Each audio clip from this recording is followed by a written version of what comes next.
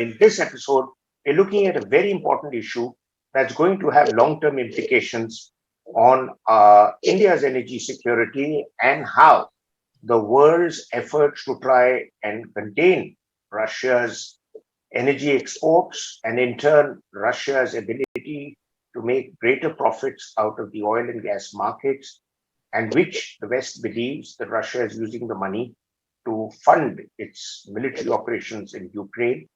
Can the West stop it? Can India gain from it? And most importantly, how Russia is going to play its cards. We have two experts with us. We have Mr. Uttam Sinha from the IDSA in Delhi, who is an energy expert. And we have Ms. Shebonti Dadwal, who is an independent analyst on energy security. And I'll ask you my first question, ma'am. What is this price cap that the US-led coalition of Western countries, primarily G7, is trying to impose on Russian oil? Because quite clearly, Russia is not going to go along with it, and Russia is not going to be willing to impose a price cap on oil at $60 a barrel, which I believe is being proposed, when they can happily sell it at 80, 90, or even more than that, more than $100 a barrel price. Thank you, Maroof. The principle behind it, it's rather complicated actually. So the principled objective behind this price cap initiative is that to maintain reliable supplies of Russian oil to the global market. Clearly, the sanctions have so far not given the kind of dividends that the West had expected. And the revenues are accruing to the Russian state even more than before. So they have really amassed a lot of money. Second objective is to reduce the upward pressure on prices. Because of the sanctions and the cutback on Russian exports, the prices have really gone up very, very fast. So they want to reduce the upward pressure on prices. And the most important part is to reduce the revenues accruing to Russia from their oil exports. So these are the three main objectives. But it's a very complicated issue. And to succeed, it requires a participation of multiple parties for it to be effective. And that is already, there seems to be some kind of division amongst the G7 countries, including the UK and Japan, because a lot of public protests about the high prices of energy. So really, at the end of the day, we really don't know. Already the EU is also working around, taxing their energy companies to reduce the prices. So let's see what happens. Okay, so that's broadly the Western stance on it. Yes. And Mr. Putin has made it known at an Eastern Economic Forum in Vladivostok that Russia cannot be subordinated to Western desires and Western pressure, and therefore has started the usual tricks that oil suppliers can use by saying that flow of Russian gas and oil to Europe in particular could be restricted because of technical hitches.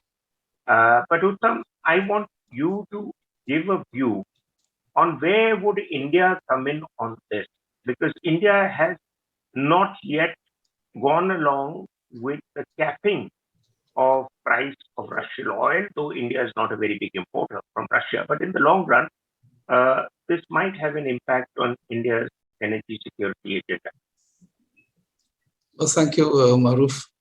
I think before I answer this, it's important to say that Russia has been quite prepared for such kind of repercussions. Let us in no way underestimate Russia.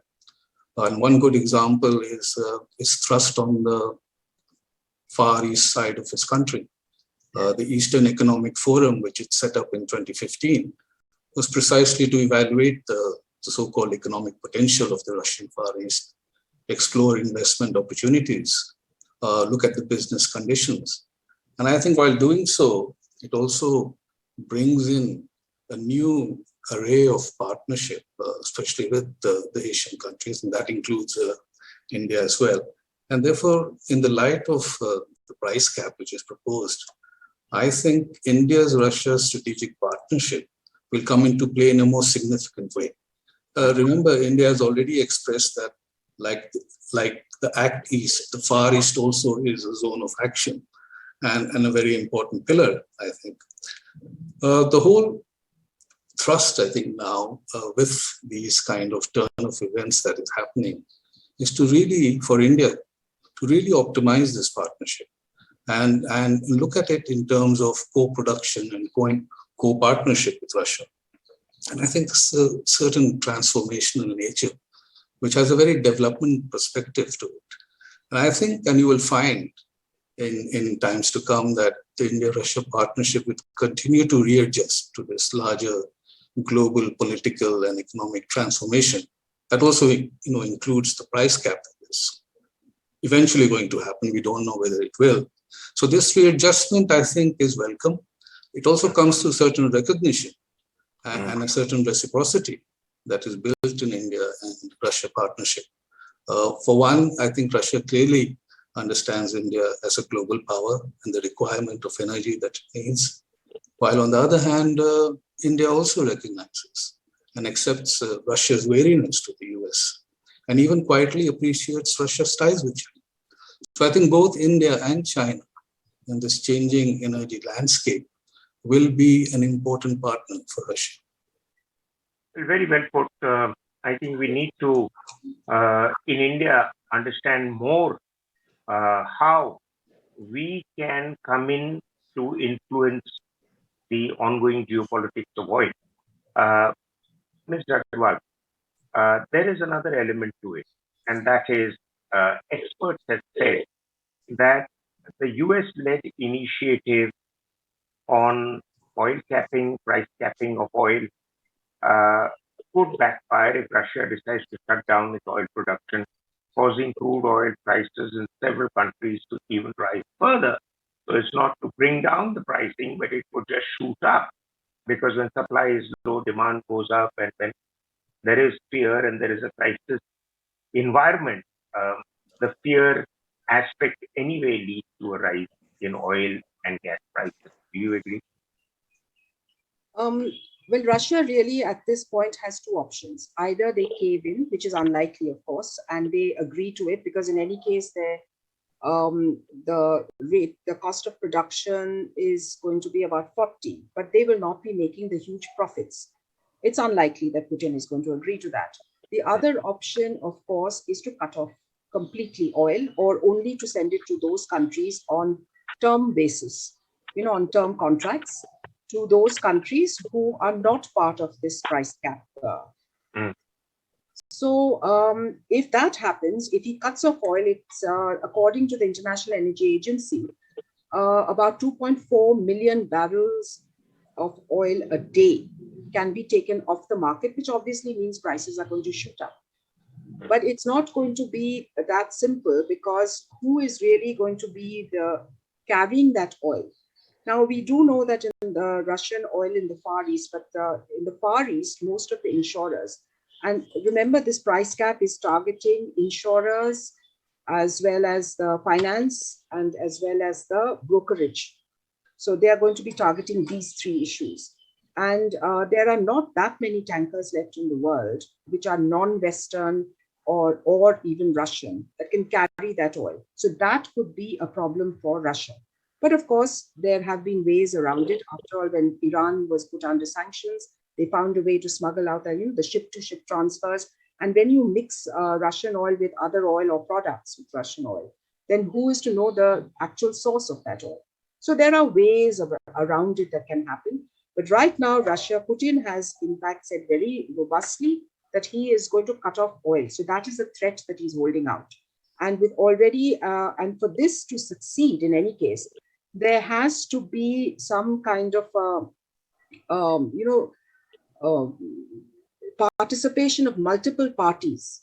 And already there seems to be some kind of breaking up, because Japan has said they will continue to take oil from the Arctic. And the UK, there have been protests, as well as other countries have also started protests. So we really don't know whether this is going to take off. But as of now, it's still being negotiated and they're going to go on. Okay, so very important points have been brought out. We'll come back after a break to see that what are the ways in which oil and gas can still be sent out to the European market, which is highly dependent on Russian oil and gas, and what are India's strategic options for that after break.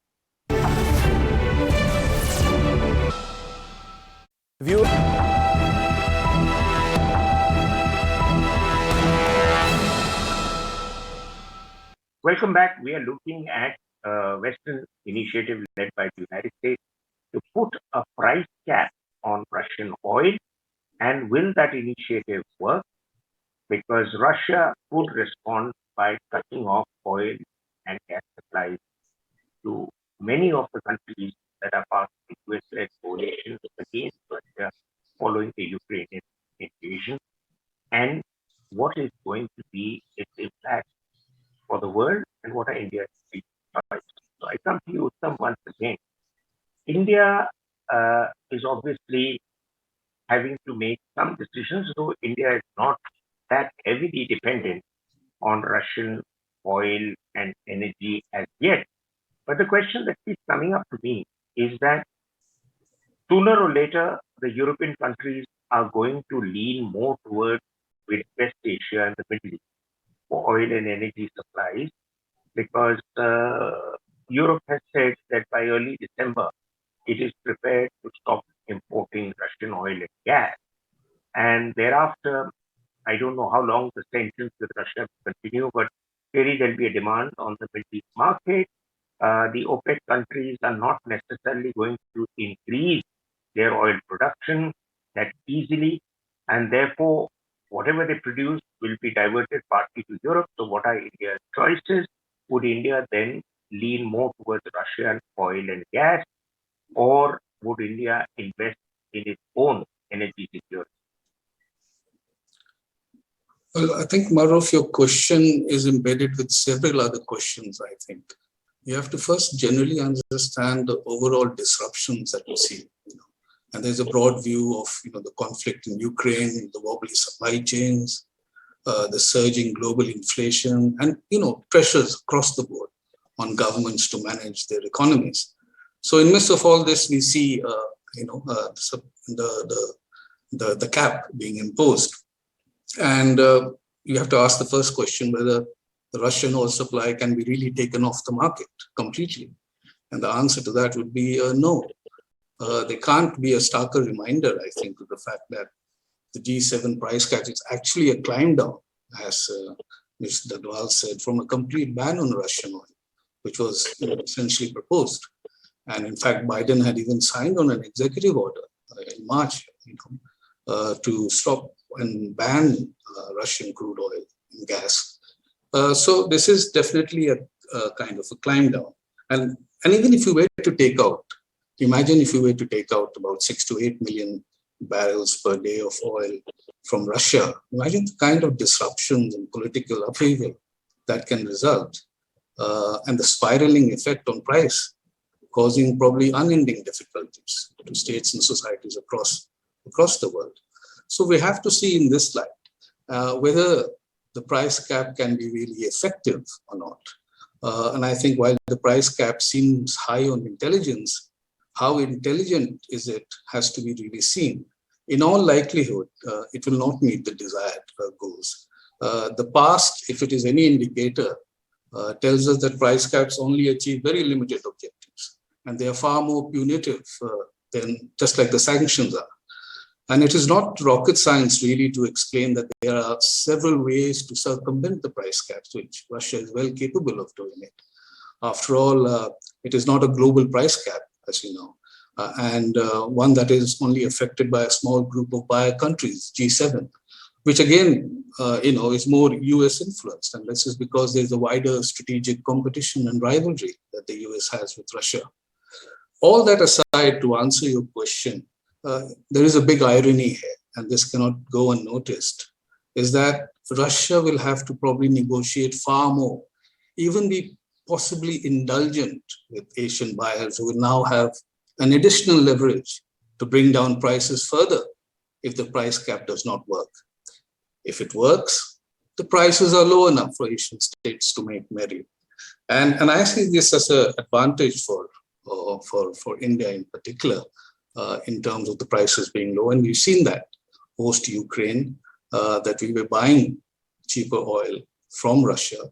It also clearly emphasizes our reliability and trust and old friendship that we have with Russia. So it's a good situation for India to be in. It's a good situation to be in, and I can't help but agree with you on this. And I want to move on to another aspect. And I want Dr. Dadwal to explain that a bit to us. You see, there is a cycle that is working. China has been taking in gas and oil from Russia for some time. The Chinese economy is not growing that rapidly. And so then China is not under the sanctions regime. And China can make a tidy profit also after selling Russian gas via China back into Europe. Now, is that possibility something that Russia would already be exploiting, or could it be exploited even further? Because Europe has already been purchasing LNG of Russian origin via China, and as Uttam's brought out, that nobody knows once the gas comes in the pipeline, what is its origin. Before I answer your question, Maroof, I'd like to say one thing is that this price cap that is being thought about, it doesn't include gas. And there's a very strategic reason why, and there was a leaked paper from the EU, in fact, which said that they are not planning to impose caps on gas because Europe's dependence on Russia is mainly much more on gas than oil. They don't use that much of oil. So in all probability, there will be no price cap on gas. So we're looking only at oil. Now, oil, so when you talk about gas from China, whether it can be redirected, most of Russian gas which goes to China is via pipeline. Okay, so reversing it is not, I don't think that is going to be the answer, because most of Europe is now looking at LNG imports, mainly from other parts of the world. So they're setting up all this infrastructure for LNG because they didn't have much. It's going to take a few years. It's going to take a few years. A couple of years, yes. They've already started. And of course, you have floating LNG now, terminals now happening, which are smaller and which can happen. But even then, putting all that in place, given the huge amounts of Russian gas that were coming into Europe, particularly to Germany, this is going to take a while. So they've deferred it, obviously. So right now, they're focusing only on oil. They are looking, I don't think they're looking at China because they don't see China as supportive of the European Union. China is kind of sitting on the fence and perhaps with one leg more on towards the Russian side. So I don't think that is a possibility, but I think they're looking more at LNG really. And LNG imports, the US, Qatar, a lot of the African countries. But what has happened because of this is the price of gas has trebled.